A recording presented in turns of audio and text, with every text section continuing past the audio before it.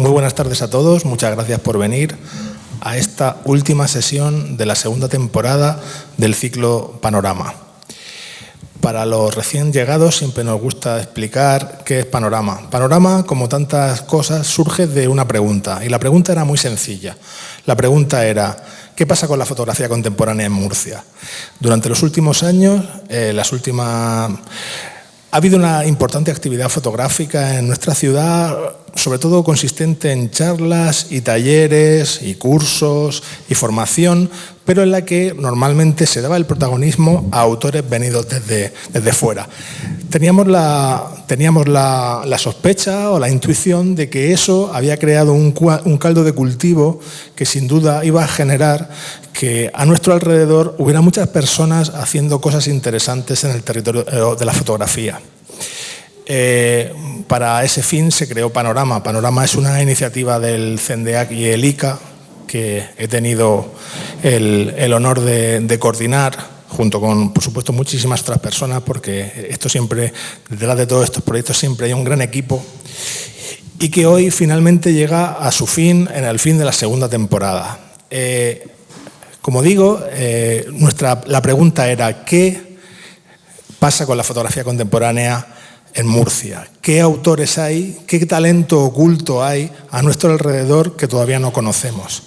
A ese fin se hizo una convocatoria pública a la que tuvo muy buen resultado, a la cual se presentaron en sus 2 ediciones más de 120 personas. Por supuesto, y aunque es siempre un dolor y una responsabilidad, al final, por mucho que había muchísimos trabajos muy interesantes, teníamos que acotarlo y se eligieron a 8 personas en cada una de las 2 ediciones de Panorama. En la primera edición de Panorama, esas 8 personas hicieron charlas parecidas a las que vamos a tener hoy, y a cada uno de ellos se le realizó un póster desplegable en el que se enseñaban algunas imágenes de su trabajo y era nos parecía una forma atractiva e interesante de mostrarlo. Esos pósters desplegables todavía quedan ejemplares y, si a alguno de ustedes les parece interesante, los puede recoger a la entrada. Hay un carro en el que vienen todos ellos. Yo, por supuesto, que no soy imparcial, les recomendaría que se lo llevaran todos, pero bueno, también pueden ojear y llevarse el que más interesante les parezca. Pero, aparte, aunque el proyecto de los desplegables fue muy interesante, quiero destacar la labor de la diseñadora Cristina Morano, que fue quien los diseñó. Realmente, desde el principio, el proyecto Panorama tenía la idea de convertirse en un libro.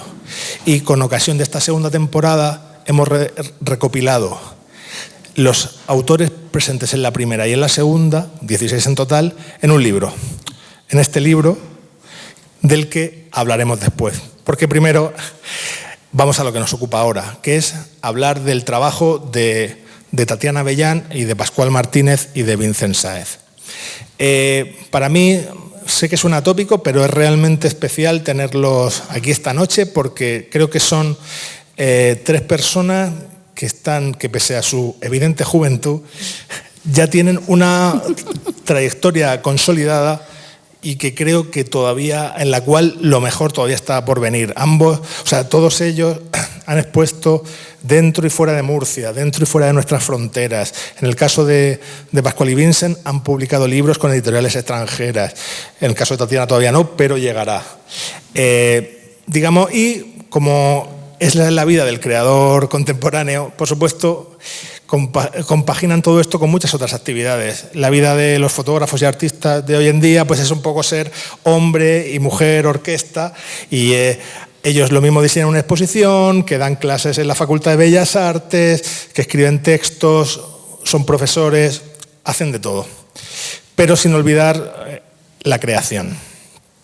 En la charla de hoy, como siempre solemos hacer, vamos a hacer un vistazo necesariamente rápido a su trayectoria, con una mirada un poco más detenida en el proyecto que les llevó aquí.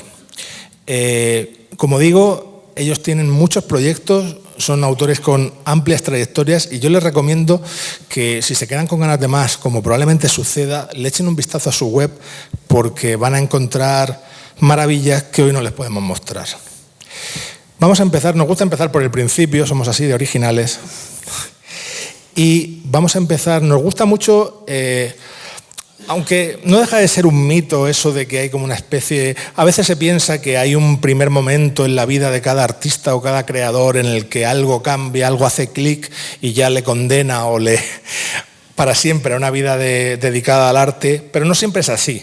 Pero sin embargo siempre nos parece muy interesante saber de dónde surge en partes, hasta donde se puede identificar esta relación con la imagen, con la fotografía o digamos, cómo fue ese primer punzamiento, porque creo que es una palabra que va a salir varias veces, que en definitiva cambió un poco su rumbo y que les hizo llegar a donde han llegado.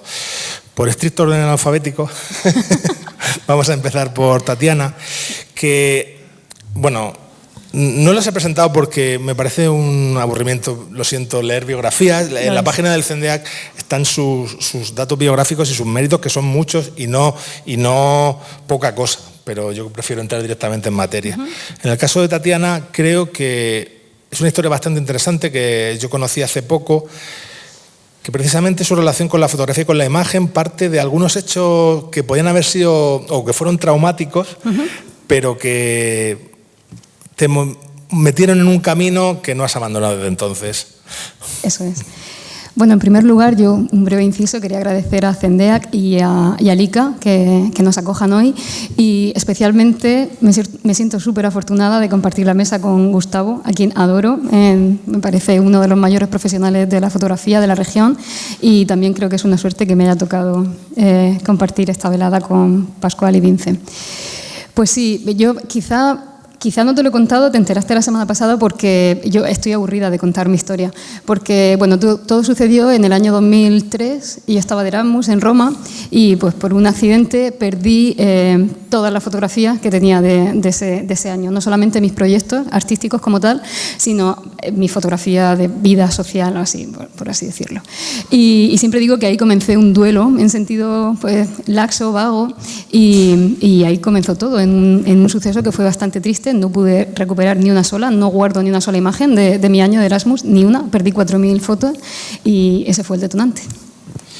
Claro, ante un hecho así hay muchas maneras de reaccionar. Una puede ser, una que creo que es poco viable, es olvidarse de las imágenes para siempre.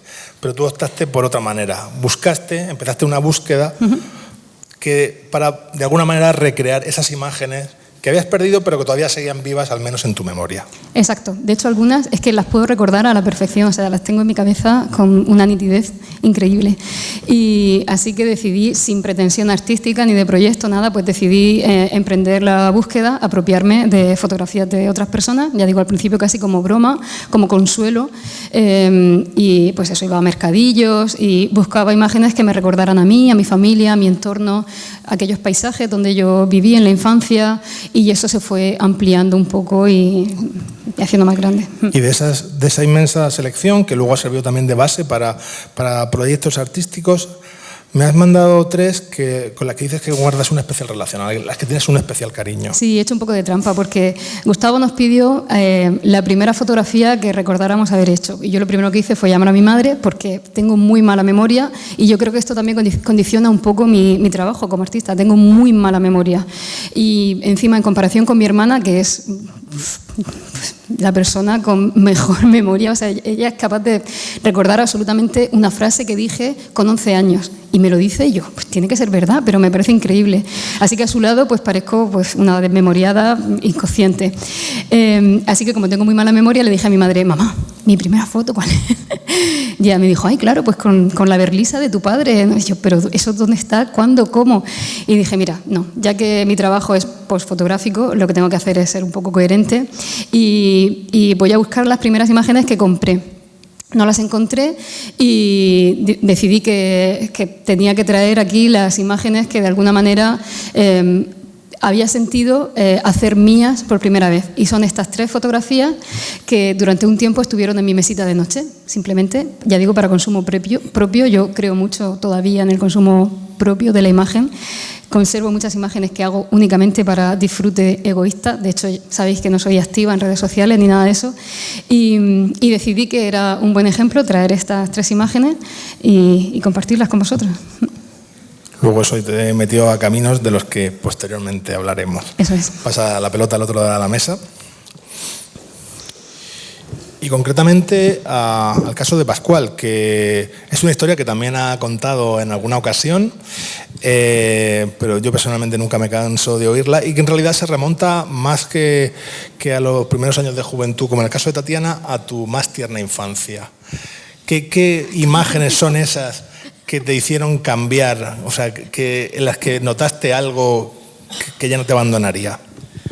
Bueno, lo primero de todo, suscribo lo que ha dicho Tatiana, dar las gracias al CENDEAC, al ICA, por haber permitido que Gustavo organice Panorama, y para mí es súper especial estar en esta mesa por la amistad que me une a Gustavo durante muchísimos años, desde que empecé mi trayectoria artística, y es un honor tener aquí con nosotros a Tatiana, es decir, estar en la misma mesa es maravilloso.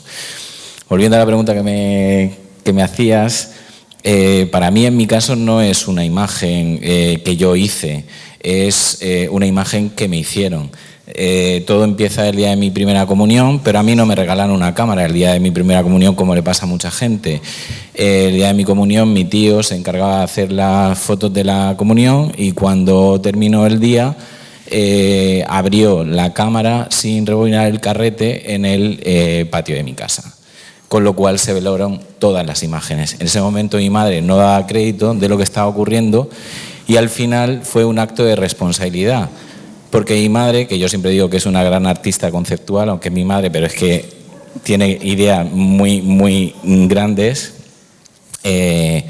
cogió e ideó, dijo, vale, te has quedado sin imágenes, es el acto de la primera comunión, vamos a organizar una fake comunión, es decir, una falsa comunión. Vamos a vestirnos todos como el día de la comunión, yo incluido. Vamos a hacer, voy a hacer buñuelos, las comuniones antiguamente se celebraban en casa y todo eso, voy a hacer buñuelos, voy a comprar flores, lo voy a hacer todo, y como veis en estas dos imágenes, ahí estoy yo solo, no hay nadie, obviamente no hay amigos ni nadie, solamente obligo a mi hermana, a mí, a mi abuela, a mis primos, a todos, vestirnos como el día de la comunión. Hizo lo que es una simulación de ese día de la comunión. Como veis en la otra imagen, salgo yo con la tarta, la no tarta, porque claro, ya la tarta no la habíamos comido el día de la comunión, pero era cómo se va a llevar el confitero los pisos de la tarta, y tú no vas a salir ahí. Me llevaron a la iglesia cerrada, es decir, fue un día después de una misa, tuvimos que entrar a la iglesia casi a hurtadillas, y mi madre lo ideó todo para que salieran estas fotos. Pero si aún pasaba más, es decir, la responsable de todo esto fue mi tía de hacer las fotos, y mi tía del Horizonte como que no lo lleva muy bien. Y entonces cortó la cabeza de todos los familiares, y los únicos que salimos somos mi primo y yo por estatura. Entonces, al final tengo unas fotos de comunión un tanto peculiares, y esto es lo que al final hizo que yo me encargué. Fue un acto de responsabilidad de decir, bueno, esto ya no va a ocurrir nunca más, me voy a encargar de hacer las imágenes en casa, pero eso también ha supuesto que yo no salgo en la mayoría de las imágenes del álbum de mi familia, con lo cual parece que no existo. Pero bueno, tengo estas fotos de la comunión, que para mí es una grandísima historia. Lo es.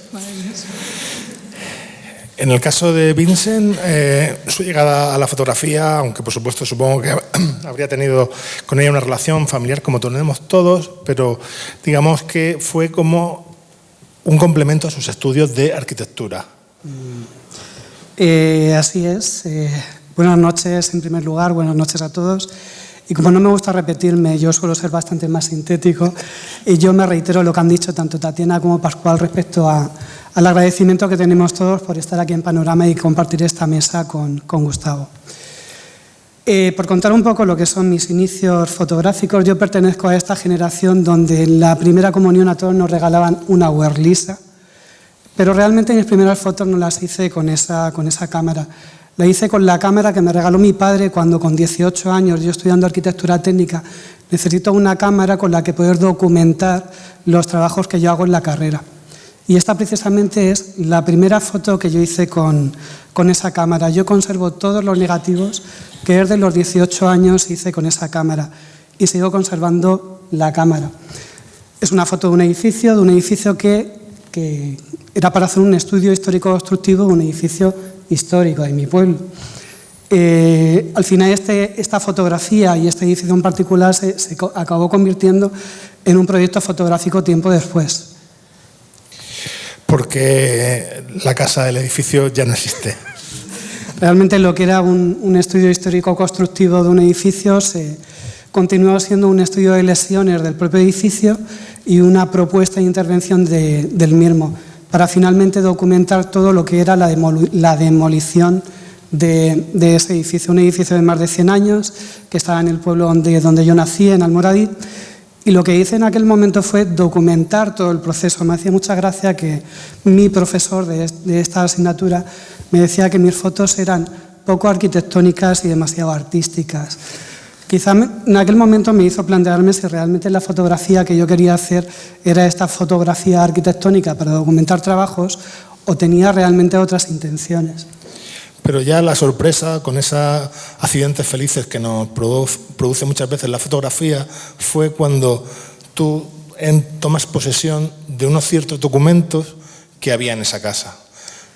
La historia real o la historia que hay detrás ya no es por el propio valor del edificio, sino lo que el edificio contenía. La casa estaba muy ligada a Ramón Gómez de la Serna, a la historia de la tertulia literaria del Café de Pombo. Para quien no conozcáis quién es, Ramón Gómez de la Serna era el máximo exponente del postismo literario de principios del siglo XX.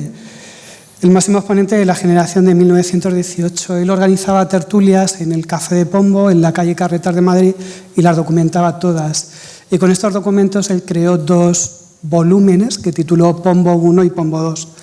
Con la Guerra Civil, la tertulia literaria de Pombo se disuelve, Ramón se exilia en Buenos Aires, pero los pocos que quedan en Madrid deciden continuar con la tertulia y deciden continuar registrándola. Yo, mientras estoy documentando este edificio histórico en mi pueblo, me acabo encontrando las últimas actas testimoniales del Café de Pombo en el contenedor de basura que hay enfrente de la casa. Esas actas habían estado dentro de esa casa porque su último propietario había construido en su interior una recreación del Café de Pombo, y cuando la demolieron la casa sacaron todos los objetos que consideraron de valor y tiraron los que consideraron que no tenían valor. Yo cuando las encontré dije, esto me parece que no debe estar en la basura. Lo curioso es que con esta historia que muchas veces se repite, ese fue un hilo que quedó como dormido y que mucho más tiempo después retomaste para empezar a realizar tu propio trabajo fotográfico como artista. Realmente es mi primer trabajo fotográfico y el más extenso. Es un trabajo de 20 años de duración. 20 años y creo que todavía continúa y va a continuar en proceso. Con este trabajo yo solicité una beca a Casa de Velázquez en Madrid para trabajar en Casa de Velázquez. Desarrollé bastante el trabajo, estaba en el entorno de la tertulia de Pombo y hice una pequeña exposición con todo lo que era en sí el proceso documental, más que con los resultados, que formó parte de la exposición que los fotógrafos de Casa de Velázquez hicimos en Foto España en aquel año. Además, hubo también una pequeña publicación, un pequeño catálogo colectivo con un texto de Cayetano Limorte hizo al respecto. La fotografía te da sorpresas. Sí, pero es un trabajo que yo digo que tiene 20 años de recorrido y todavía continúa. Seguiremos atentos. Pues ahora vamos, después de este primer inicio, que ya nota algunas pistas en el caso de todos ellos, de por dónde irían después sus inquietudes fotográficas, con este relato que no deja de ser un poco ventajista, pero sí que vamos, antes de hablar del proyecto por el que fueron seleccionados para el ciclo, vamos a hablar de algunos proyectos anteriores. En el caso, empezamos de nuevo por Tatiana, con un proyecto que, digamos, ella confesaba en su carta de motivación para presentarse al ciclo que tenía ciertas dudas de presentarte a esto porque ella muchas veces se sentía como en dos aguas, como ni de una parte ni de otra, demasiado teórica para algunos, demasiado artista para otros. No sé, nosotros, por supuesto, queremos mantener una mentalidad abierta y en realidad para nosotros un fotógrafo no necesariamente es solo alguien que hace fotos, sino que alguien que utiliza la fotografía para contar cosas. Bien, pero no es un criterio que utilice todo el mundo. Y la palabra que usé fue intrusa. Me sentía intrusa, porque es cierto que soy licenciada en Bellas Artes, pero soy doctora en Historia del Arte y al final no soy ni una cosa ni la otra. Y bueno, me considero artista visual, pero sí que trabajo con la fotografía. Así que también es cierto que la posfotografía me ha hecho así un hueco que me hace quitarme todos los complejos. En este trabajo encarnado, digamos, es uno de tus trabajos más fotográficos. Eso es. Y bueno, es un trabajo que llevas desarrollando desde el año 2012, si no me equivoco, sí. pero que realmente no se ha visto demasiado. No. Y es muy impactante. Pero bueno, vamos a enseñar la primera imagen y ya nos ponemos en materia. ¿En qué consiste Encarnados y cómo surge? Qué pregunta tan difícil. De hecho, yo pensaba que este proyecto se quedaba fuera de la charla de hoy. Ha sido una tradición de última hora. Pues Encarnados surge de la necesidad de intentar hacer visible una serie de negativos, de dry plates, de negativos sobre cristal que yo iba coleccionando, y durante un tiempo estuve investigando la forma de hacer esas imágenes visibles, porque sabéis que muchas veces el negativo no se deja leer. Y pues después de muchas pruebas volví un poco a mi origen y pensé que una buena forma era trasladar esas imágenes a mi cuerpo, porque de eso iba también mi discurso, ¿no? Estaba intentando incorporar a estas personas representadas a mi propia biografía. Así que, volviendo, ya digo, al origen, yo en la carrera ya había realizado una serie de quemaduras sobre mi cuerpo y me pareció que era perfecto enlazar estos dos campos de investigación sobre la piel y sobre el interés por la fotografía. Esto es solo parte del... O sea, aparte de la propia quemadura de la imagen, el proceso se completaba con la destrucción de la piel, del negativo, digamos, de la placa seca que propiciaba. Para mí lo más importante no es tanto el resultado como el hecho de destruir el negativo una vez que ha sido positivado sobre mi piel. De manera que la única posibilidad que tenemos de volver a ver esa imagen es sobre mi piel y durante el tiempo que es visible, que normalmente ha oscilado entre los 3 y los 10 meses aproximadamente.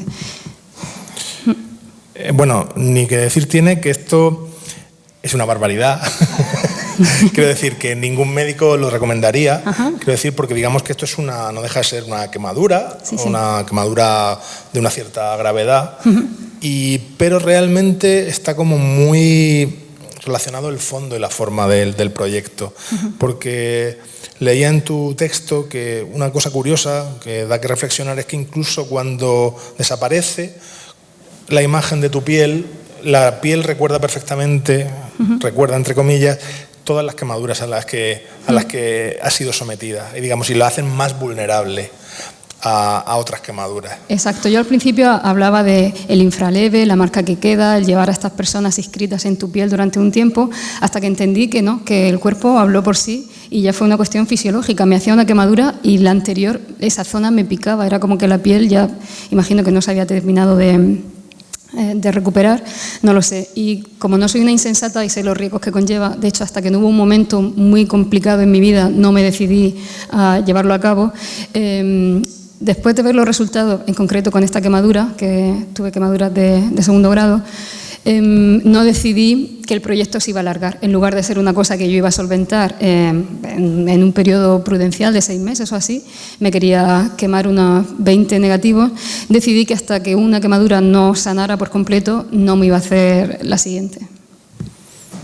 Así que no sé hasta cuándo estaré haciendo este proyecto, no tengo prisa, por eso no lo he mostrado, únicamente he hecho un par de revelados, no he mostrado nunca los negativos destruidos, es como que estoy esperando. En general mi forma de trabajo también es un poco atípica, es a contracorriente, ¿no? Parece que hoy día el artista contemporáneo cada día puede proponer algo nuevo y en mi caso es todo lo contrario, o sea, mis modos de producción son muy lentos.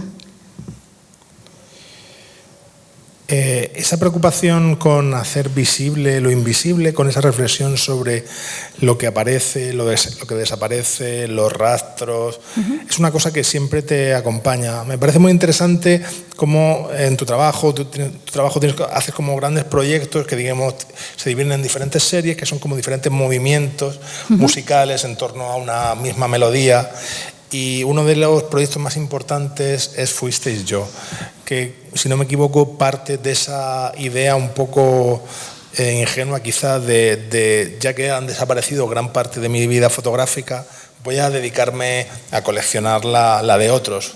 Imágenes en las que hasta cierto punto te vieras reflejada, pero que creo que después hay como toda una reflexión sobre qué significa eso, cuál es el hecho, qué implica el que lleguen a nuestras manos cosas que se supone que eran para siempre o cosas que eran un tesoro familiar, de repente pasan a ser objetos desechables.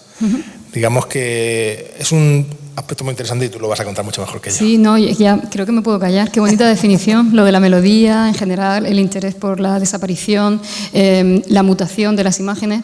Cuando yo hablo de posfotografía, por supuesto, no hablo solamente de la saturación, todo este discurso que ya es todo, tan conocido por todos. Hay un elemento muy importante en lo posfotográfico que atiende también a lo que subyace en la fotografía y ahí radica un poco mi interés fundamental.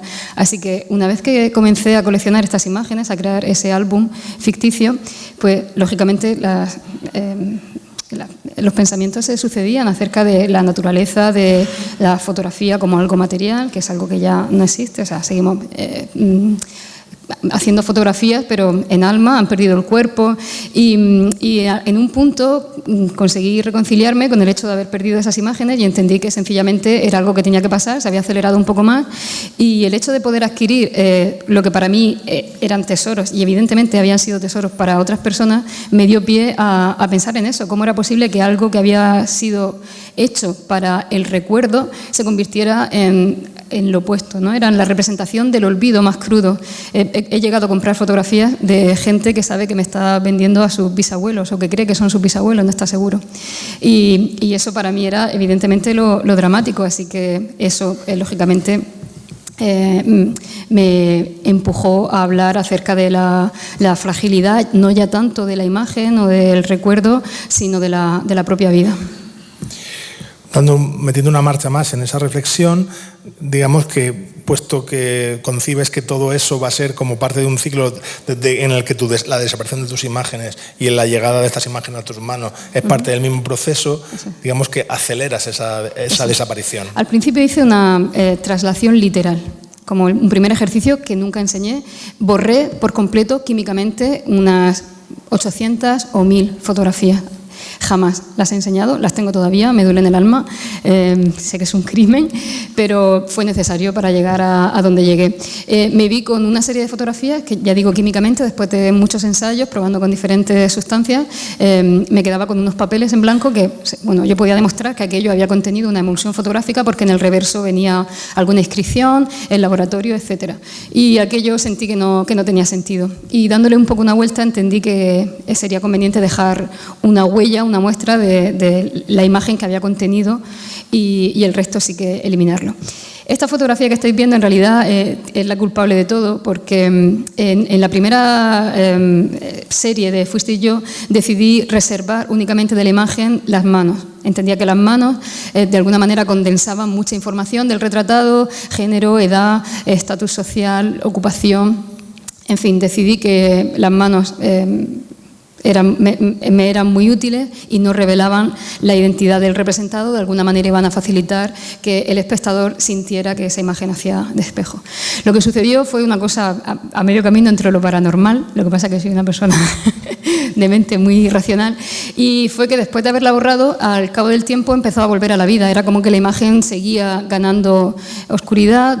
Al principio pensé que yo no lo había hecho bien el proceso y luego entendí, ya tenía una imagen, le realicé una foto y a los 2 días la imagen seguía volviendo a la vida y ahí fue cuando llamé a Miguel Ángel Hernández, mi director de tesis, y le conté lo que había sucedido, que la imagen se resistía a irse del todo. Me pareció maravilloso y contaminé de esta manera también su proceso creativo, porque él escribió una novela donde la protagonista pues, hace un proyecto artístico, de hecho lleva el mismo título que el mío, parecido a lo que yo hago, y este fue el comienzo de todo. Decidí que en lugar de volverla a borrar, pues esa resistencia de la imagen iba a ser muy útil.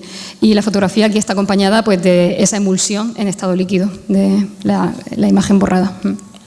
Luego sí que hubo muchos intentos en los que, de hecho, la imagen, pese a su resistencia a desaparecer, desapareció. Aquí ya lo hice bien. Hay alguna, imagino que como te envié varias, hay alguna que sí que se intuye el contenido original y de igual manera decidí respetarlo. Busqué consejo en 2 químicos y me dieron explicaciones similares acerca de la acción de la luz, de la oxidación y del proceso del borrado químico. Y pues eso, no sé por qué, soy incapaz de decirlo, porque imágenes semejantes, misma técnica, mismo laboratorio, misma época, con el mismo tratamiento, algunas vuelven a la vida, por así decirlo, y otras no. Esta, por ejemplo, sí que... Claro, y además es curioso que eliges para esta serie en concreto tarjetas de visita, que además, frente a las supuestas cualidades de la fotografía, de ser infinitamente reproducible, todo esto son piezas únicas, son como auténticos fetiches a los que realmente... O sea, que digamos que el trasfondo es mucho mayor operando sobre esta clase de imágenes. Eso, lo importante es que no hay evidencia, ni las imágenes originales ni están escaneadas, ni son... O sea, yo trabajo siempre sobre original porque considero que de eso va mi discurso, ¿no? Es algo irreversible. Evidentemente hay una mutilación y de ahí deriva el drama del borrado. Además son objetos en sí que muy bellos, en los que digamos que nos remiten directamente a la época en la que están hechos. Totalmente, tienen cuerpo, van sobre un cartón que tiene un grosor y habitualmente en la reversa pues podemos ver todo tipo de información, las medallas que tuvo ese fotógrafo, si se conservan los clichés o no, diferentes idiomas. En realidad es casi un libro, más que una imagen. Primer premio en la feria de París, de Wyoming. Sí, efectivamente. Pero en otro movimiento también muy interesante de Fuisteis Yo, digamos que operas de la misma manera, pero como dando un paso más, en la que haces todavía más visible esta metáfora de la desaparición progresiva y de esa cierta incluso resistencia al olvido, que creo que es algo que en realidad nos caracteriza a todos. Eso es. Pues Memoria Líquida yo creo que es la serie más importante de Fuisteis Yo y en este caso trabajé con fotografías de gran formato, son originales de principios del siglo XX y esto fue lo realmente dificultoso. Me gusta hacerlo ver porque no es muy sencillo conseguir gente que tuviera estos retratos en sus casas de 50 por 60 centímetros o el tamaño que tengan. Y así que en este caso efectivamente la idea era la misma, reservar un punto de la imagen, en este caso una zona indeterminada entre la barbilla, la boca, la mejilla, pero decidí añadirle la dimensión temporal para enfatizar de alguna manera el drama de la desaparición. Ya que no quería hacer ver al espectador de manera directa el borrado de la imagen, sí que decidí incorporar esas botellitas, que son frascos de farmacia, de la misma época, que contuvieran la emulsión en estado líquido. De hecho, el título de esta serie, Memoria Líquida, es un guiño a Bauman, al sociólogo, al creador de la modernidad líquida, y pensé que se ajustaba muy bien a lo que yo quería decir, ¿no? En realidad, pues eso, todo susceptible de variar, de cambiar. Y la parte quizá más innovadora del proyecto es que no solamente incluía la botellita en esta balda, sino que cada cuadro por detrás tenía un sistema de goteo con un suero y una aguja que atravesaba el marco de manera que esa emulsión iba cayendo gota a gota dentro de la botella y una vez la pieza se activaba el día de la inauguración, pues la botellita se tapa y se conserva así para siempre. Incluiste una imagen en las imágenes que me enviaste en la que se veía el making of, pero no quería ponerla para preservar... Me parece muy bien porque eso era algo privado, o sea, la parte de atrás. Hay que preservar un poco de la magia. Claro, pero era muy importante porque, por ejemplo, yo he visto estas imágenes y nunca las he visto gotear. Siempre las he visto con la botella llena. Y claro, para mí también fue una revelación cuando dije, vale, que esto es lo que se supone que sucede. Exacto, sí, de hecho, ahí se ve una gotita. Esta serie la expongo ahora el 25 en el Centro del Carmen de Valencia y igual me preguntaron, ¿van a funcionar? Y yo les dije que no, que yo entendía que la pieza ya era algo estático y que el sistema de goteo ya no iba a volver a funcionar. Pero sí que se ve ahí la sombra de la gota caer y sí que hay por ahí un vídeo donde se puede ver cómo va cayendo gota a gota, ¿no? Y el hecho de utilizar frascos de medicamentos, frascos de farmacia, pues también creo que ayudaba un poco al discurso, ¿no? Porque este tipo de medicamentos es súper genérico. Imaginad, de principios del siglo XX, pues hay algunos que son para todas las enfermedades de la mujer, un medicamento que sirve para curar cualquiera, o sea, dismenorrea, cualquier dolor relacionado, o sea, imaginaos la eficacia científica. Y la cosa de la lucha contra la enfermedad, la lucha contra la muerte, me parecía que de alguna manera pues ayudaba a subrayar mi discurso, ¿no? Este es un detalle de lo que se ve. Que en este caso la mayoría son parte del rostro, digamos, en los que no... Creo que siempre eliges muy bien los sitios que destacas porque, digamos, nos proporcionan la suficiente información para ser una puerta hacia nuestra imaginación y a hacerla nuestra, al final, la pieza. Me encanta que digas eso porque esa era mi intención. Siempre intento ocultar los ojos, pero hacer también que haya una cercanía, ¿no? Así que... La imagen que resta es un proyecto hasta cierto punto relacionado, porque también un proyecto que te ha dado alegrías y disgustos. Oh, sí. Sí. Pero que parte también... me encanta preparar esta charla porque aprendo mucho, sobre todo. Pero cuéntanos quién era María de la Cinta. ¡Oh, qué bueno! No pensaba decirlo, de hecho no lo suelo decir.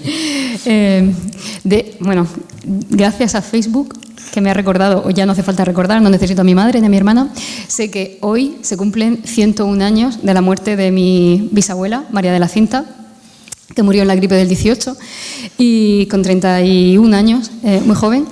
Y bueno, todo empezó en realidad aquí, en este escenario. CENDEAC me invitó hace 2 o 3 años a la Noche de la Memoria, con motivo del día, la Noche Internacional de los Museos, y me pidieron, a una serie de personas nos pidieron que trajéramos 3 imágenes, que comentáramos en 1 minuto cada una. Y yo dije, qué imagen quiero llevar que sea... O sea, que me represente o que sea especial para mí.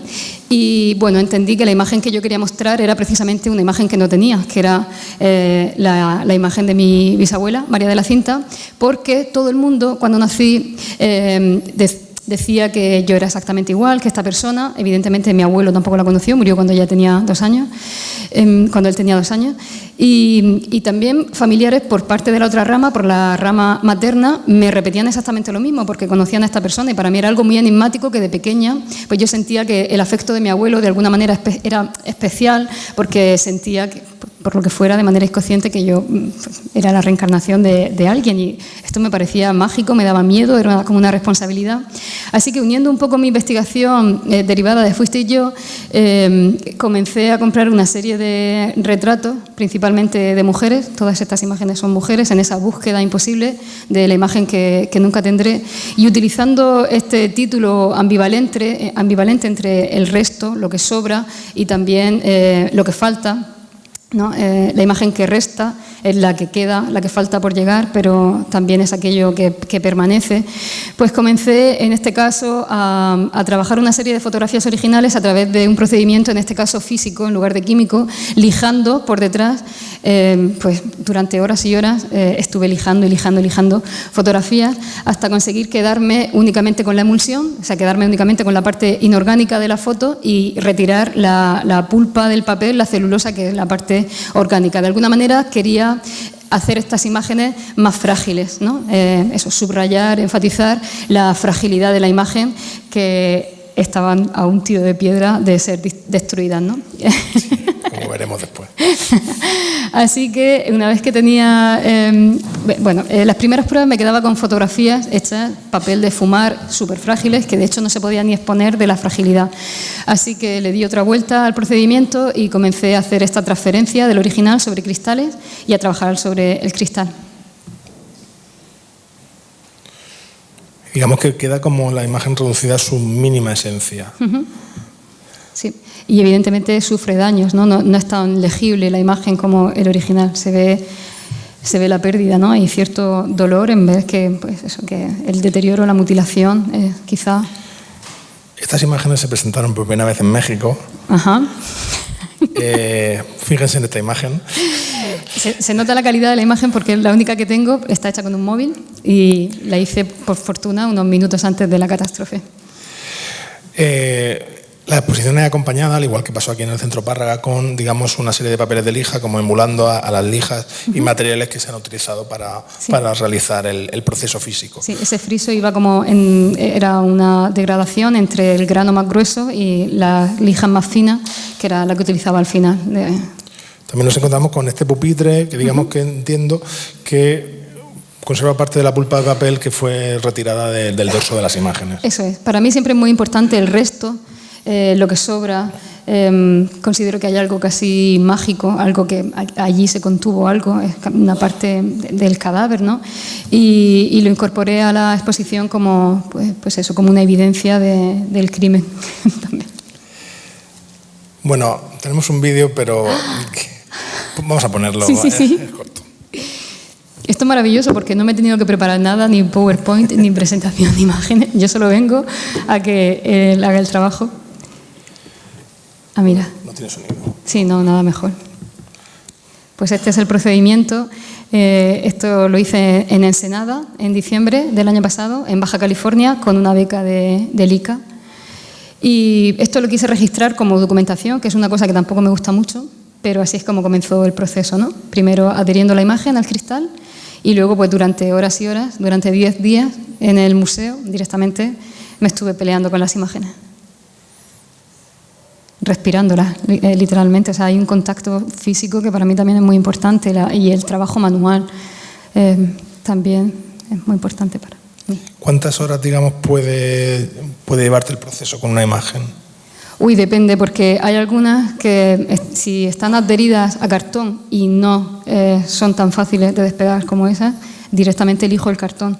Y eso supone, comienzo a trabajar con una lijadora eléctrica para quitar la capa, la parte de cartón, y una vez que llego ya al papel fotográfico sí que lo hago manualmente y son semanas, mucho tiempo. Lo que también pasó en México, y ya sé que solo es una anécdota, pero no deja de tener su componente metafórico y significativo, fue que una de las imágenes fue destruida por personas del público. ¿Puedes contar lo que sucedió?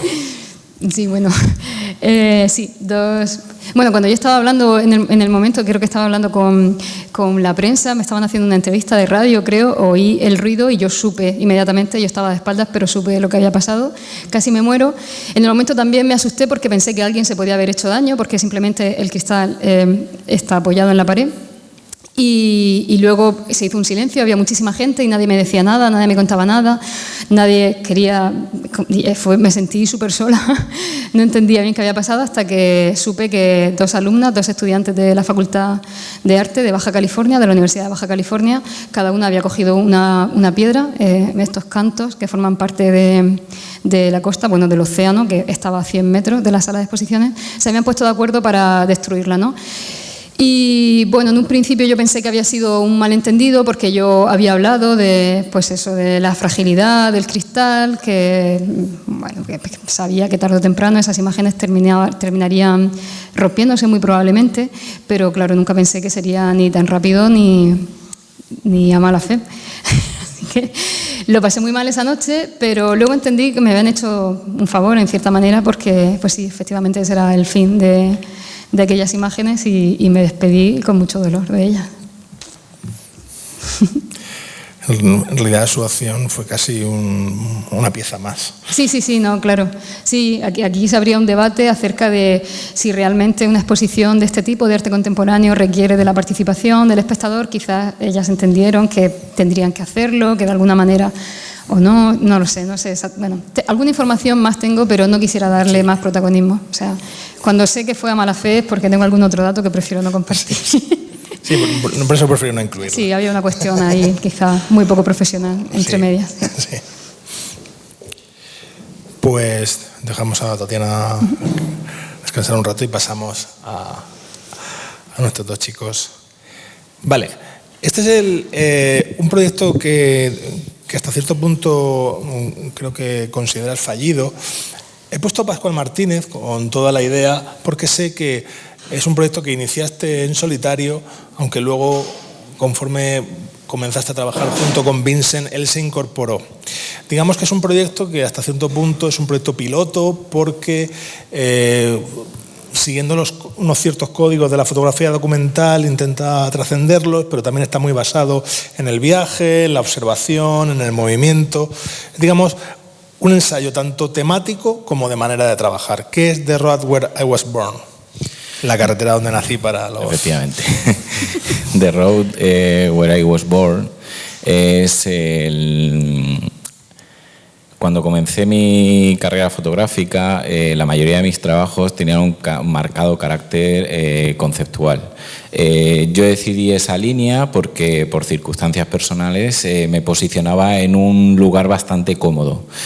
Pero llegó un momento en el que decido explorar otras vías fotográficas y sobre todo ponerme retos, porque para mí lo más importante y lo que me ha dado la fotografía siempre ha sido ponerme retos, y algunos ya han llegado a buen puerto, otros no, pero en este caso la carretera donde nací es, como dice el título, yo nací en la Nacional 340, en el kilómetro 616, la carretera tiene 1.246 kilómetros, nací casi en la mitad de la carretera y toda mi vida ha estado vinculada a esa carretera. Mi casa daba a la carretera, como podéis ver ahí en la imagen, y todas las fotos al final tenían de fondo esa carretera. Para mí siempre fue muy curioso por la cantidad de gente que pasaba, por la cantidad de gente que podíamos llegar a conocer, por la cantidad de acontecimientos que ocurrían, pues saber qué ocurría al norte y al sur. De hecho, la Nacional 340, además de ser la carretera con el trazado más largo de España, se asienta la gran parte del trazado sobre lo que es la antigua Vía Augusta, y muchos de esos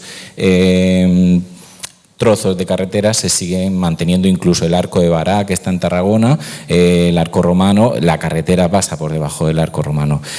Para mí fue un reto porque era salir de mi zona de confort, era enfrentarme al viaje en solitario, a retratar a extraños. Yo siempre había retratado a gente que conocía, desde el confort que te da eso, pero nunca me había enfrentado a entablar una relación o una conversación con extraños. Entonces decidí hacer el viaje desde Cádiz a Barcelona y luego lo hice a la inversa, de Barcelona a Cádiz, y para mí fue pues un reto maravilloso y, como decía Gustavo, fue un laboratorio de ensayo porque encontré muchísimas claves que después se ven en trabajos posteriores.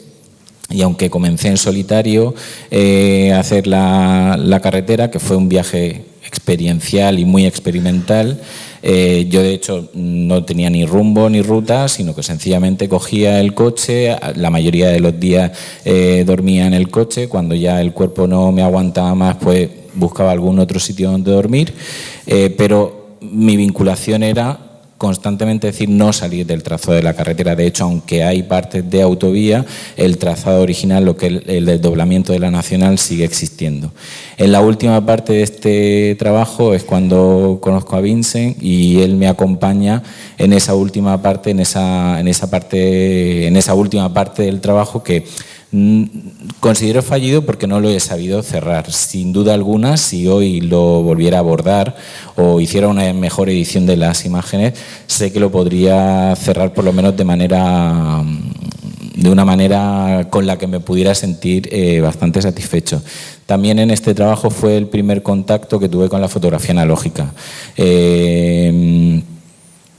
Para mí el hecho de usar cámaras analógicas también fue una llave para poder entablar relación con desconocidos, porque el hecho de llevar una Yashica 124, que es un aparato bastante extraño para la gente que no está familiarizada con la fotografía, pues el hecho ya de ponerlo en algún sitio, de que me vieran con ella o de invitarles a ser retratado por la cámara, pues ya me posicionaba en una situación bastante ventajosa, porque era como me tomaban en serio, era como un fotógrafo real, o por lo menos, cuanto menos amenazante que si hubiera llevado una cámara digital. Y bueno, es un trabajo que yo estoy muy satisfecho por todo lo que conlleva y porque para mí fue un banco de pruebas absoluto. Es decir, yo llevaba una lista de cosas, una lista de de retratos que me gusta hacer o de paisajes que quería hacer, y en este trabajo me asesoró muchísimo Gustavo, por eso digo que es súper especial estar aquí con él, porque él me dio muchísimos referentes, no solo fotográficos sino literarios, y me acuerdo perfectamente cuando yo estaba viajando, incluso aunque estaba muy desconectado de redes sociales, pero la única persona que le escribía era Gustavo. Entonces para mí es súper especial este trabajo. También tuvo de especial que también supuso un ensayo de esa cosa que es tan complicada de trabajar dos personas con un mismo propósito, con esa difusión de la propia autoría para pasar a una autoría compartida.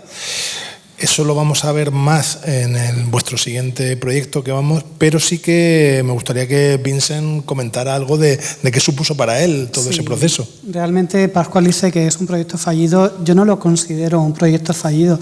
Realmente fue el proyecto que sentó las bases para los proyectos conjuntos que vendrían después, donde cometimos todos los errores que teníamos que cometer, pero también nos hizo encontrar pequeños aciertos y pequeños puntos en común que fueron los que nos hicieron continuar a seguir trabajando juntos. Sí que yo me desvinculé del trabajo porque consideraba que era algo muy personal que tenía que hacer Pascual él por sí solo. Yo le ayudé en ese momento, le voy a ayudar en todo momento que lo retome, pero sí que tiene esa implicación que yo creo que yo no la tengo.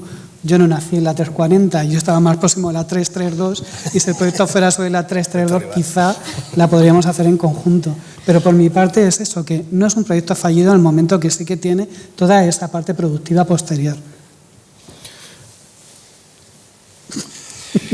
Y pasamos a un proyecto con el que quizá algunos de ustedes estén familiarizados, pero igualmente merece mucho la pena verla porque ha sido completamente clave en su trayectoria, que es el proyecto The Tree of Life is Eternally Green, el árbol de la vida es eternamente verde, que digamos que es un proyecto, del primer proyecto que desarrollan en otro país y con esta nueva metodología de trabajo que habían ensayado y que finalmente se convirtió en un libro que pueden ver en esta mesa, pero no pueden comprar, porque está felizmente agotado.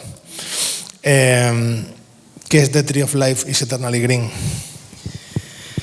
Bueno, como habéis dicho, la carretera fue un germen de este trabajo y efectivamente, como decía Vincent, él se sentía como más desplazado de ese trabajo. Y decidimos emprender un trabajo en conjunto y para eso lo que hicimos fue plantearnos irnos a trabajar durante un mes en cuerpo y alma en un proyecto sobre una idea. Empezamos a buscar residencias artísticas en Europa. La idea era salir de todo lo que nos rodeara, es decir, pues obligaciones, familia y demás, y podernos centrar única y exclusivamente en un trabajo. Cuando nosotros presentamos la beca para la residencia, ya el germen del trabajo estaba ahí presente y estábamos bastante cansados de todo tipo de proyectos fotográficos que tenían un marcado carácter negativo, tal vez por la época, y nosotros queríamos hablar de otras cosas.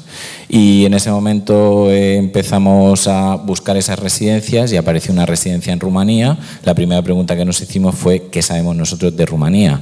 Pues aparte de los estereotipos que todo el mundo conoce, el comunismo, los vampiros, los gitanos, que Kudelka fotografió muy bien, pues nosotros empezamos a explorar y a investigar sobre la sociedad rumana y qué era Rumanía. Y ahí lo que encontramos muy interesante y en cierto modo por contraposición a lo que tenemos aquí era la relación que los rumanos tienen con su entorno natural, con su exuberante naturaleza que al final acaba condicionando ese modo de vida que tienen. Tomamos la decisión entonces de recorrer el país, no solamente en ese primer año que fuimos, sino en sucesivos viajes que vinieron después. Con The Tree of Life is Eternally Green creo que fueron 3 viajes, de 2014 a 2018.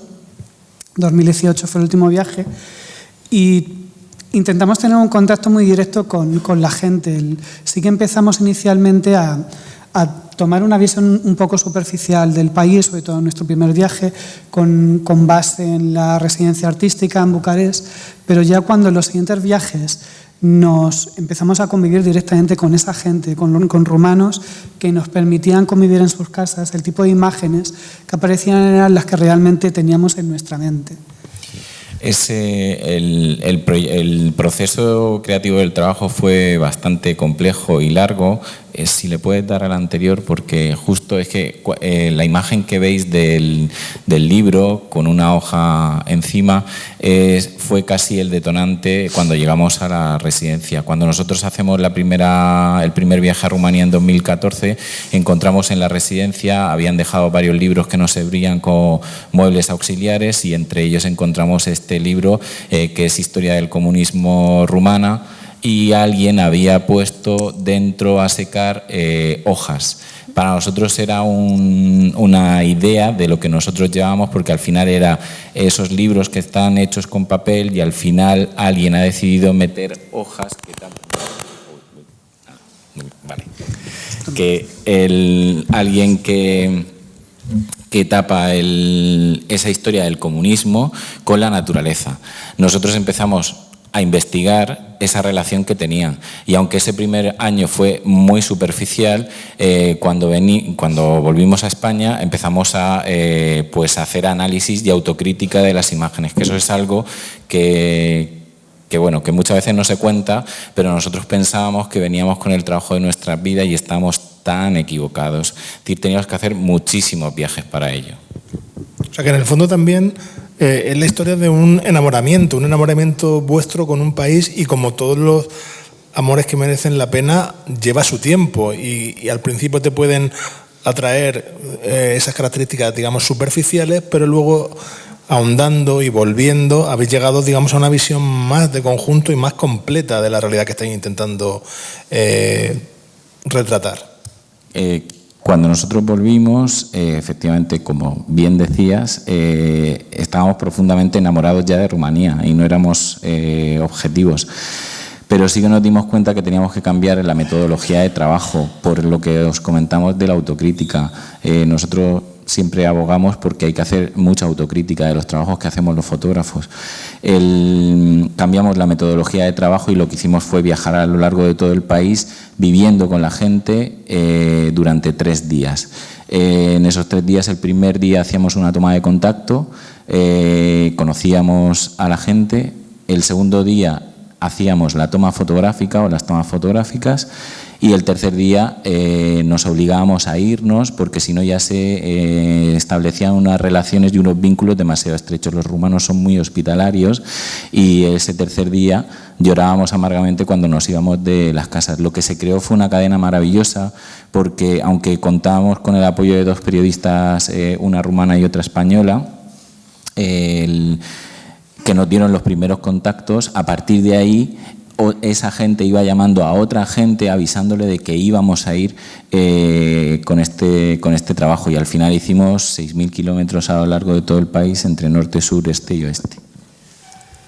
Lo que sí que sacamos en claro del trabajo era que teníamos que hacer algo con el resultado de estas imágenes que pudiera difundirse con el mensaje que nosotros queríamos transmitir, y por eso apareció la idea del libro en todo momento.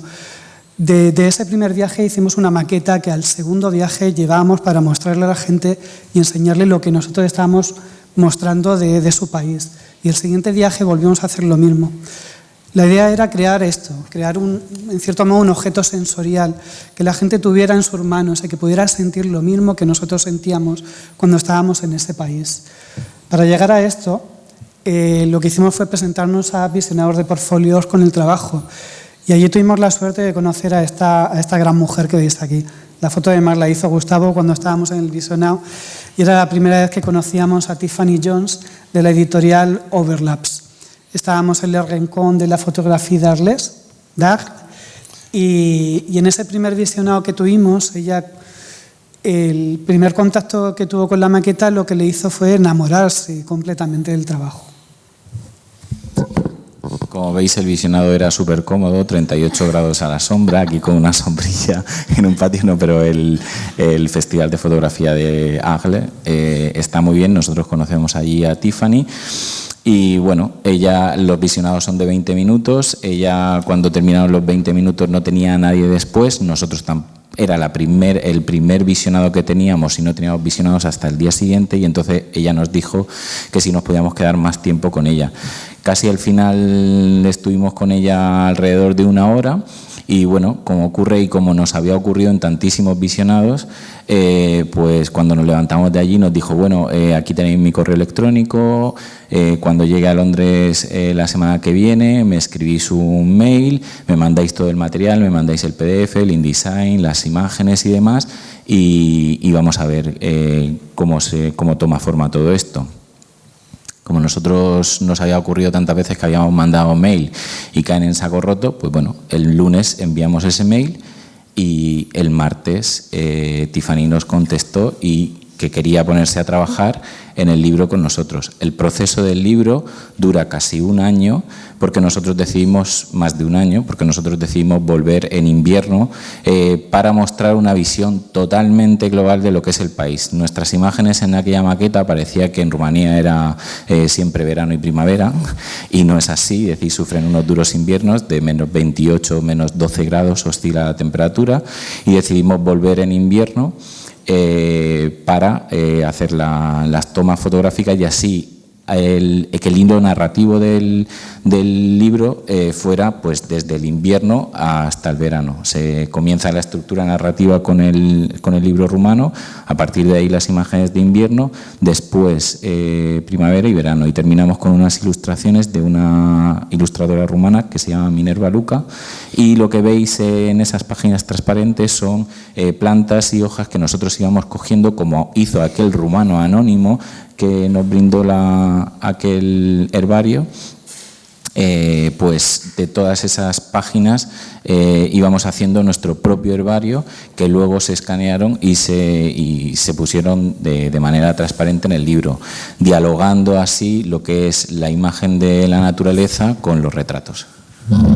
Es un trabajo que ha tenido mucho recorrido, no solo en el libro, que como decimos está felizmente agotado, sino que ha tenido la oportunidad de ser visto en varios lugares en nuestro país. Y mi pregunta es, siempre que se hace un trabajo sobre un territorio, a veces tengo dudas, sé que no ha sido así en vuestro caso, de si las personas que lo protagonizan luego llegan a ver el resultado. Sé que vosotros os habéis empeñado en que así fuera. ¿Cómo ha sido ese proceso?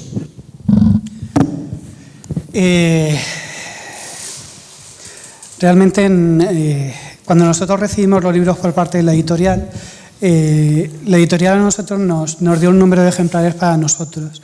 Y lo que nosotros decidimos fuera que esos libros, en lugar de venderlos y de quedárnoslos nosotros, fueran para esa gente que había participado en el proyecto de manera altruista, para esa gente que además no iba a poder comprar el libro por su coste económico. Y en el último viaje que hicimos a Rumanía, fuimos con una maleta cargada totalmente de libros para que ellos pudieran tenerlo y pudieran disfrutarlo. La verdad es que era una gozada ver las caras de la gente cuando iban pasando las páginas y se iban asombrando y además se iban identificando totalmente y no se sentían extraños con eso que estaban viendo. Estaban totalmente agradecidos porque alguien desde fuera estuviera dando una imagen tan optimista, tan alegre en cierto modo, de quiénes eran en contra de lo que habitualmente se muestra. Para nosotros ese viaje fue muy especial porque hicimos todo el recorrido que inició el proyecto e íbamos casa por casa entregando el libro. Pero al final todo tiene un sentido circular, porque en ese mismo trabajo es donde nace el siguiente trabajo que ahora después veremos.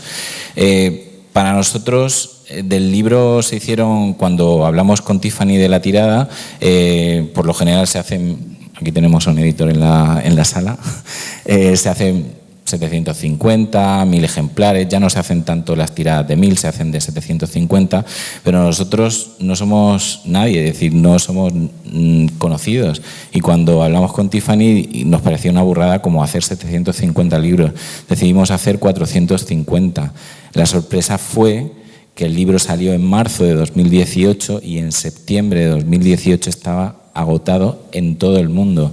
Y lo bueno fue que el libro y el mensaje ha tenido un gran calado en Estados Unidos y en Japón, porque es donde mejor ha funcionado, y precisamente llegar a lugares que nosotros nunca hubiéramos imaginado, para nosotros fue como súper especial. Al final, el cometido había sido realizado, que era dar una visión totalmente distinta de Rumanía y que mucha gente se anime a ir a Rumanía, ya no solo de aquí de España, que tenemos casi como una agencia de viajes montada de viajes a Rumanía, pero en otros lugares del mundo se están animando a conocer esa parte de Europa.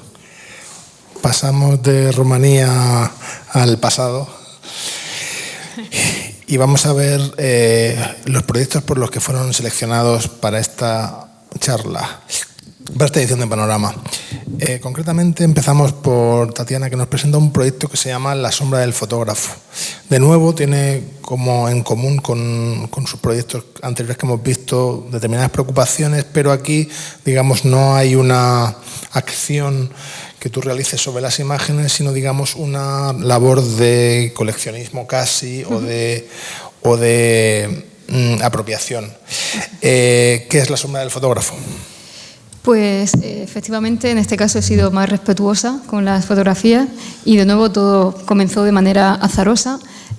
Yo tenía un archivo de fotografías con defecto, con errores, dobles exposiciones, imágenes mal positivadas, y me di cuenta que empezaba a crecer la cantidad de sombras del fotógrafo, que yo no sabía muy bien si considerarlo un error. Hay un librito que se llama Breve historia del error fotográfico, de Clément Segou, que sí que cree que es un error. Luego yo también estaba muy influenciada por otro libro que también de título parecido, La breve historia de la sombra, de Víctor Stoichita. Y bueno, provisionalmente a esa carpeta le puse el nombre de La sombra del fotógrafo, que era un título súper descriptivo, ya digo, de nuevo sin ninguna intención. Y finalmente el archivo fue creciendo. Actualmente se compone de unas 700 imágenes y decidí respetar el título porque consideraba que tanto sombra como fotógrafo eran dos significantes con varios significados y que era un título que de nuevo me permitía esconderme un poco, renunciar a la autoría, cuando en realidad sí que soy la autora, estoy haciendo un señalamiento.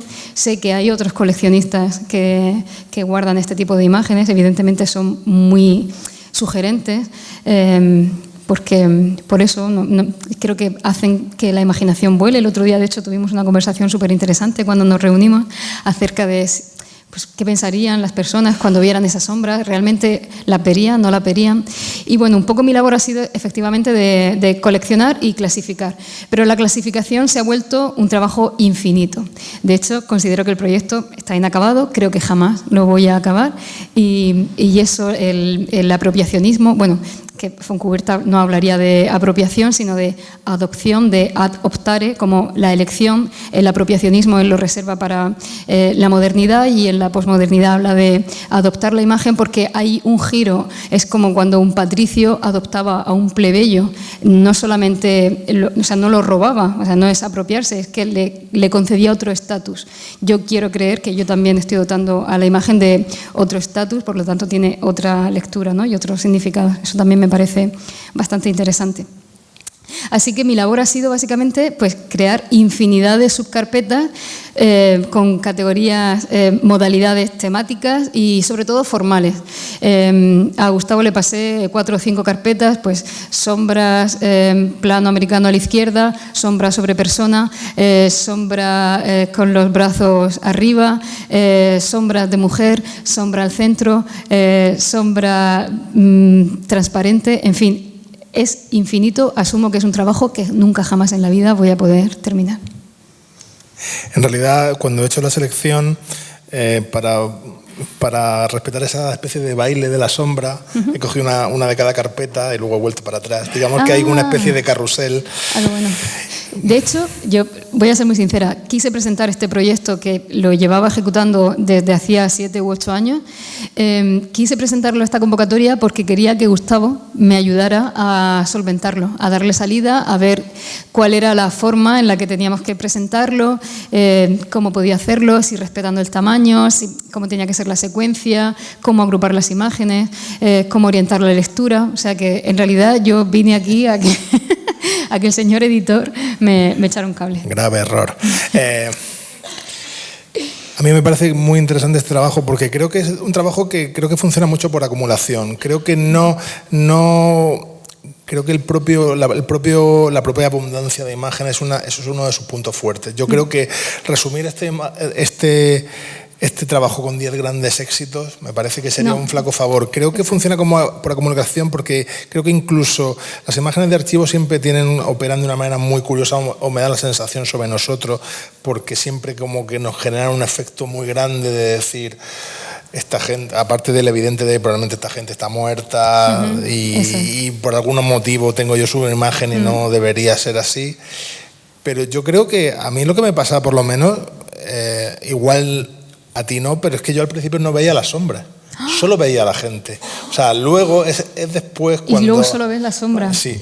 Vale, sí es posible. Sí, de hecho yo ahora solamente cuando tuve que buscar la eficacia, porque este archivo durante todo el verano me iba de vacaciones y me iba acompañando la caja, ilusa de mí, pensando que en algún punto iba a encontrar la forma de esas 700 imágenes encajarlas.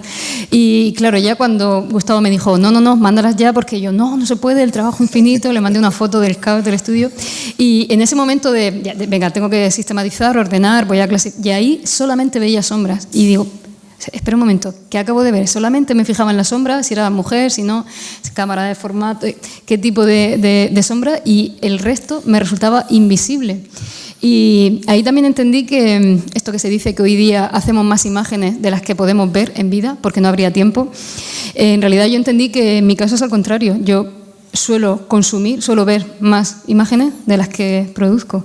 Y me resulta muy chocante, en alguna ocasión lo hemos comentado, cómo varía, ¿no? Cómo la imagen es capaz de cambiar nuestra percepción. Yo estoy convencida de que la imagen tiene ese poder sobre nosotros, de alterar el pasado y de, por supuesto, influir en el presente, de ser permeables.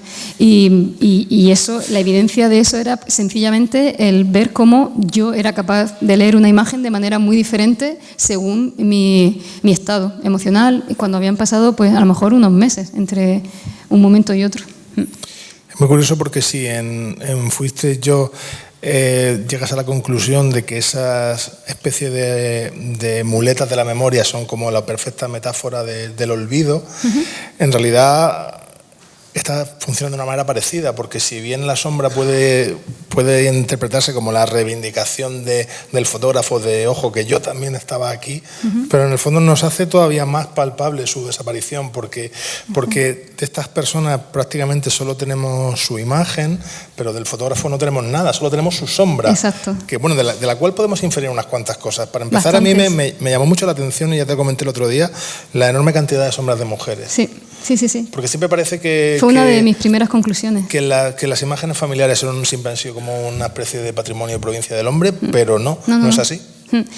Pues sí, creo que has hecho un buen dibujo. De hecho, bueno, ya Susan Sontag ya dijo que la fotografía era un arte pues crepuscular, elegíaco, ¿no? Que aludía a la muerte. Por supuesto, ya conocemos todas las teorías de Roland Barthes acerca. Él decía también que la sombra era equidistante de la imagen, tanto de la imagen como de la muerte. Y esa posición, ya lo he dicho antes, la polisemia del término de la sombra en sí, ¿qué supone?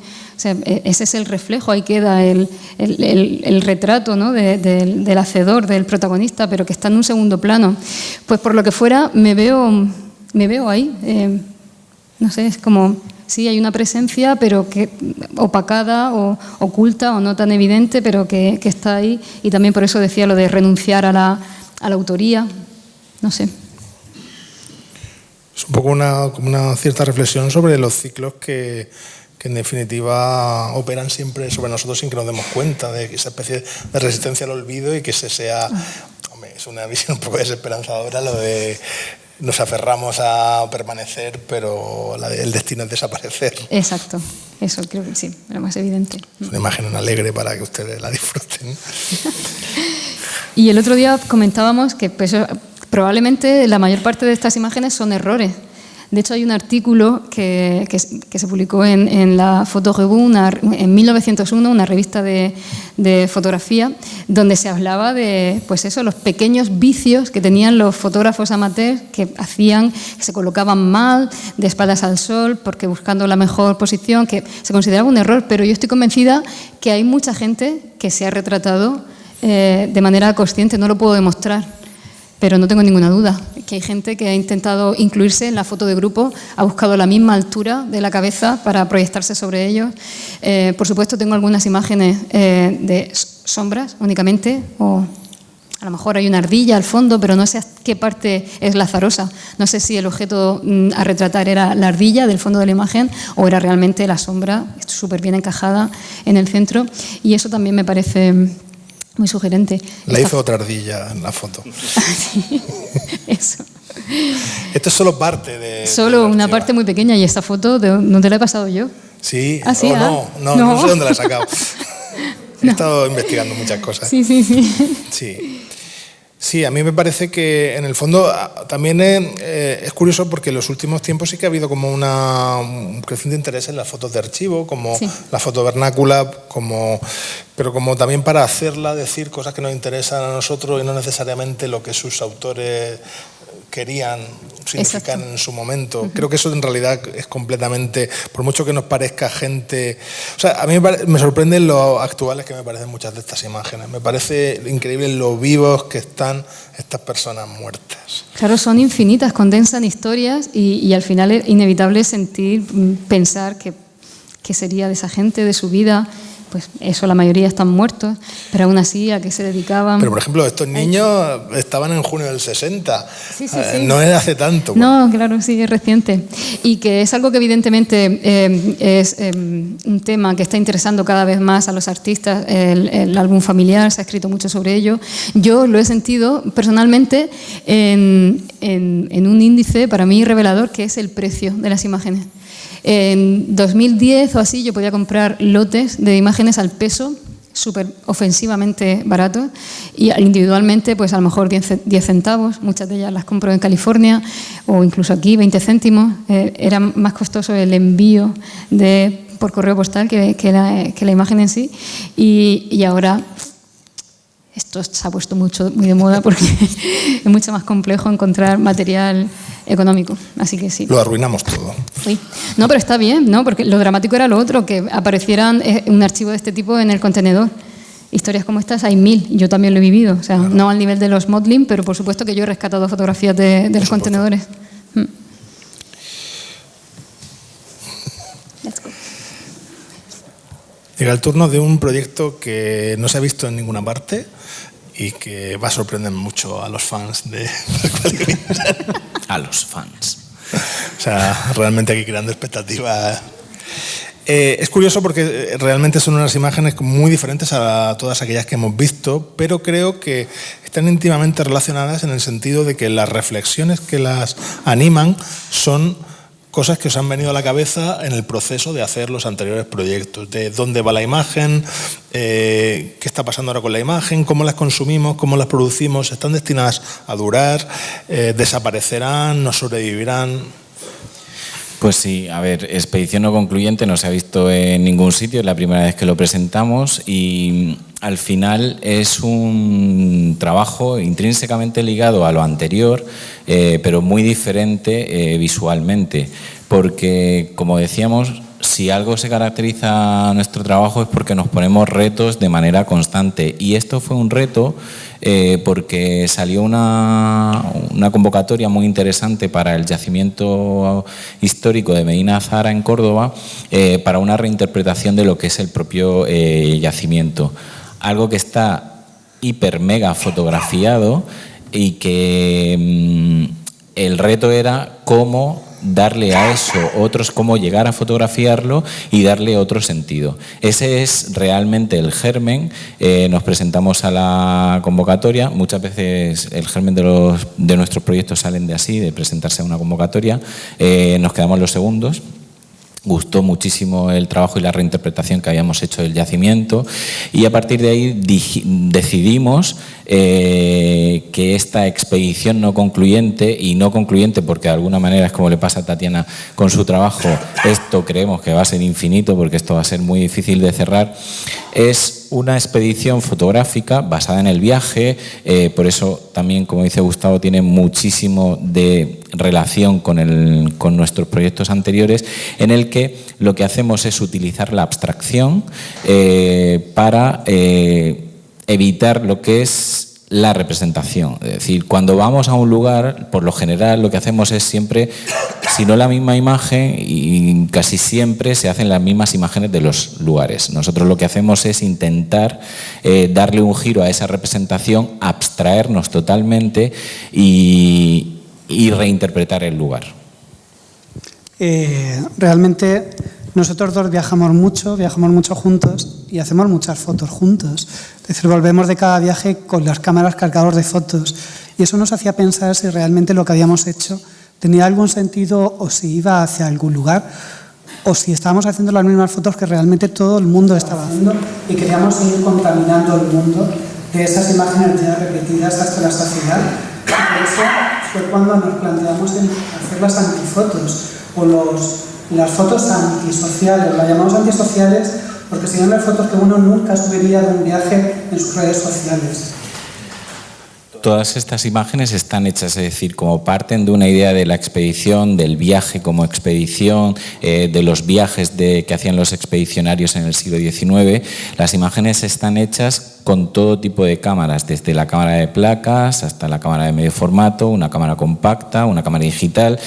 Y lo que jugamos un poco es a la ambigüedad. Así como dice Vincent, a la ambigüedad, generar una serie de cuestiones sobre esas imágenes, reflexionamos un poco, aunque suene muy pretencioso, pero reflexionamos sobre cómo puede ser el futuro de la imagen, no por la estética de las imágenes, sino porque dónde nos lleva el mundo de esta sobreproducción de imágenes. Entonces, al final, decimos que es nuestra propia expedición, es más un viaje interior que exterior, y utilizamos todo tipo de técnicas, como aquí, pues emulando la fotografía espacial o la fotografía científica, e incluimos esas marcas pues para señalar algunos aspectos de la fotografía que pueden resultar interesantes, como ya se hacía en la fotografía de yacimientos arqueológicos, cuando se señalaba alguna parte de las imágenes, o incluso en el negativo se hacían las marcas en rojo para pues hacer hincapié sobre un defecto o sobre algo, sobre lo que prestar atención. Entonces, nosotros jugamos con todos esos elementos. ¿Creéis que con la abundancia de imágenes ha perdido parte de su esencia? Muchas veces hay como... no quiero sonar ni antitecnológico ni anti redes sociales, pero digamos que hay como el flujo continuo de imágenes hace que muy pocas de ellas perduren, o que muy pocas de ellas ofrezcan ese descubrimiento o ese mira esto, te voy a enseñar algo nuevo. ¿Creéis que eso es un riesgo y este trabajo es un poco una reacción a todo eso? Sí, yo creo que el otro día lo comentábamos en la charla de cómo todos actuamos ante las redes sociales, pero si cabe las generaciones más jóvenes, cómo están ahí con el dedo dándole a Instagram para arriba o las stories, esperando a ver qué ocurre, como decía Tatiana, es decir, qué exactamente se espera que ocurra. Pues nosotros con este trabajo hacemos eso, es decir, lo que invitamos es a mirar de manera exhaustiva cada una de las imágenes, porque no es que tengan truco, ¿no? De muchas imágenes incluso son fruto del error, pero muy reflexionadas, eso sí, y lo que invitamos al espectador es precisamente a eso, a que reflexionen, miren, paren, analicen, cosa que hoy precisamente no se hace con la fotografía. Sí, la idea al final es que dentro de cada imagen lo que prevalezca sea más el fondo que la propia forma, que creemos imágenes que puedan pertenecer al pasado, al presente, pero también al futuro. Y también fotografías donde el espacio salga de ese soporte bidimensional que generalmente le tiene impuesto. O sea, que digamos que la idea es que funcionan en cierto modo como un juego, que desdibujando o haciéndolas un poco más difíciles de leer, obligáis, entre comillas, al espectador a detenerse, a por lo menos a escudriñar o por lo menos a dar una interpretación de qué estoy viendo. Uh-huh. De hecho, incluso no es que nuestro ojo se esté entrenando, pero sí que hay veces que vamos y decimos, mira, esto es una expedición no concluyente, porque es como que vemos algo muy extraño que está ocurriendo y si nos abstraemos un poco podemos llegar a conseguir la imagen. Entonces, por eso decimos que va a ser algo como infinito. No sabemos si podremos llegar a terminarlo y lo iremos haciendo por capítulos, no se sabe todavía. Pero es un experimento que es súper gratificante, porque al final es entrenar la mirada de otra forma totalmente distinta. Estas imágenes, por ejemplo, están hechas... No. Vale, no digo nada. También nos ayuda un poco a liberarnos de encorsetamientos que otro tipo de trabajos más documentales pueden tener. Aquí podemos ser mucho más creativos, mucho más libres, mucho más arriesgados, el jugar un poco con todo. Lo que pueden parecer efectos digitales no lo son, y al contrario, lo que pueden parecer efectos analógicos pueden o no pueden serlo. Entonces jugamos a todo eso. Incluso la otra imagen, que es la que he gustado, pero para mí esta imagen que está hecha en un lugar concreto me remite a las imágenes que se hacían en Egipto en el siglo XIX, y para mí es como muy evocador todo ese tipo de cosas, y sobre todo cuando al final llega la imagen a nosotros. O sea, que digamos que en cierto modo la tesis del trabajo es que en una época en la que todo parece estar descubierto, el auténtico lugar desconocido está en nuestro interior. Sí, aunque suene así Suena un poco a gurú, pero...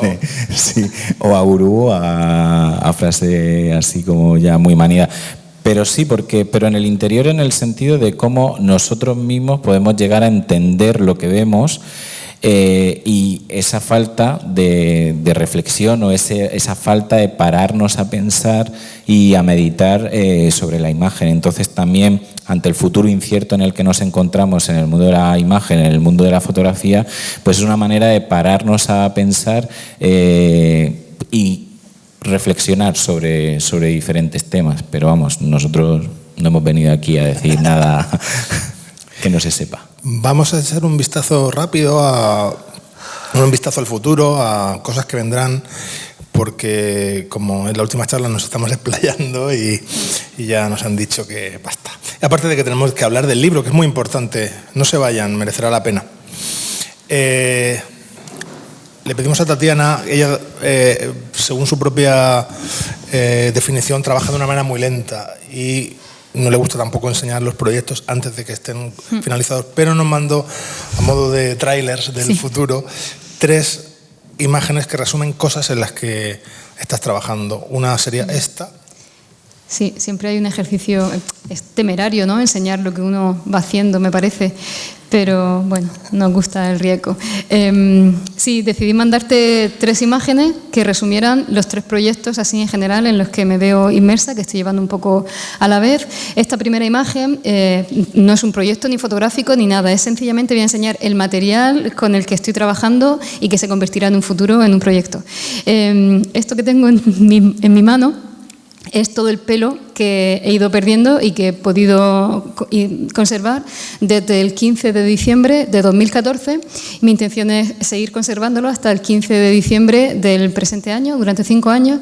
Y bueno, no quiero adelantar nada más, pero con esta materia prima voy a hacer una intervención y un proyecto. Esto no es una pieza final, esto es simplemente... Sí, sencillamente para decir en qué estoy trabajando. Siempre me ha interesado mucho la piel y el cabello y continúo un poco en esa línea de investigación.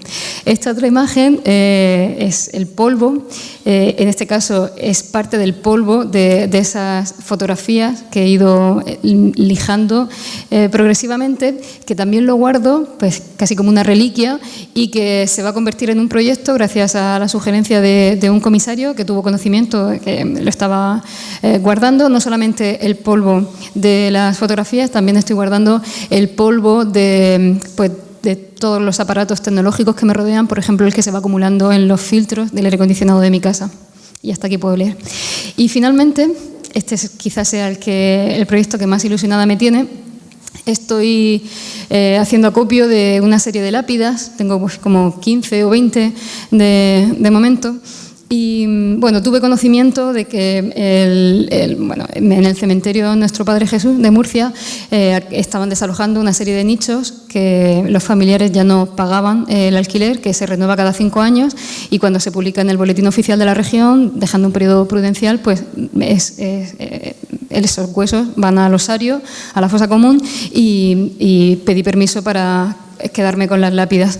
Lo que estoy haciendo con las lápidas, varias cosas, pero tiene mi compromiso, por supuesto, de respeto y confidencialidad a los nombres y a la identidad, a las imágenes que algunas de esas lápidas tienen. Así que estoy conservando la parte del texto donde se dice: tu familia no te olvida, recuerdo de tu viuda, tus nietos, hijos te recuerdan, en fin, esta serie de expresiones que al cabo de 5 años, tengo que decir que la mayoría son lápidas muy recientes, pues han quedado también desactivadas. Así que de nuevo se trata de un proyecto así a muy largo plazo, que no sé cuándo le podré dar salida ni de qué forma, y simplemente estoy trabajando en esas 3 líneas, que es un poco mis grandes temas de interés, ¿no? La muerte, el recuerdo, la piel, el pelo y el polvo, la destrucción de la imagen, etcétera. Gracias por la premura y perdona. Nada. En el caso de Pascual y Vincent, el futuro más inmediato, pero además inmediatísimo, es un nuevo libro que se llama Los sajones de Transilvania. Es un libro que, digamos, supone su segunda incursión en una historia relacionada con Rumanía y que nos van a resumir estupendamente. Un resumen muy resumido, breve. Vale. Nuestra intención es hacer en Rumanía una trilogía, 3 trabajos. The Tree of Life nosotros decimos que es el trabajo más sensorial, The Saxons of Transylvania es el trabajo espiritual, y el último trabajo, por ahora tiene el título provisional de Joia Baciu, documenta la parte sobrenatural. Este segundo trabajo, que ya se ha convertido en un libro, que está prácticamente en imprenta y que va a salir el próximo mes, en breve, se puede adquirir en preventa en la web de la editorial, de Overlaps, documenta una minoría étnica de origen alemán que vivía y vive en Transilvania, que vivió durante más de 800 años en esta región y que hoy en día se encuentra muy dispersa a lo largo del mundo, pero que en Transilvania, digamos que en cada pueblo quedan solamente 2 o 3 de ellos. Nosotros hemos contado la historia desde la leyenda, desde su pasado histórico, desde su presente y, en cierto modo, desde el futuro incierto que se les espera. Los sajones vivieron en Rumanía durante 800 años, dejaron un grandísimo legado, no solo arquitectónico, sino personal, y en la cultura rumana está impregnada de ellos. Y el libro se articula, como decía Vincent, de la leyenda a las historias más personales, pero hay una parte central y es como la pieza fundamental para entender todo lo que es la historia de los sajones, que es la historia de la familia Baltes, porque esas imágenes que habéis visto al principio cortadas forman parte del archivo familiar de la familia Baltes. Nosotros conocimos en el último viaje de Tree of Life, conocimos a Marlene Stanciu, que es una chica que vive en Chinku, y vimos, cuando nos enseñó su álbum familiar, y ella es sajona, empezamos a hablar de los sajones, vimos cómo su álbum familiar está todo mutilado, es decir, está lleno de imágenes que se han cortado de manera deliberada, obviando o borrando a alguien de la historia. Para eso ya tendréis que comprar el libro y os lo... No, pero es la parte fundamental de la historia, y sí que es verdad que es un libro con un tono un poco más crudo que The Tree of Life, y aquí mostrábamos una Rumanía mucho más optimista, de Saxons of Transylvania. Es la parte más oscura, aunque es la parte espiritual, pero es una parte oscura de la historia de Rumanía, y lo convertimos en libro porque, al igual que con The Tree queríamos que llegara a todos los lugares, en The Saxon lo que hacemos es darle voz a los últimos sajones, a esos sajones que quedan habitando en Transilvania, y son sus propios testimonios. Nosotros hemos fotografiado a esos sajones y son sus testimonios los que están dentro del libro, porque lo interesante era poderles darles voz y que explicaran lo que los sajones sufrieron durante el periodo comunista y la Primera y Segunda Guerra Mundial. Pueden reservar el libro con un precio muy especial en la web durante muy pocos días. Publicitaria. Muy importante, porque si no se venden libros, no hay más libros. Efectivamente, pero ahora está a 30 libras y, a ver, parece una tontería, pero este libro empezó vendiéndose igual a 30 libras y hoy en Amazon hay mucha gente que, bueno, no muchísima gente, pero sí se está vendiendo a 250, 300 euros, con lo cual, pues bueno, es una inversión. Aprovechen.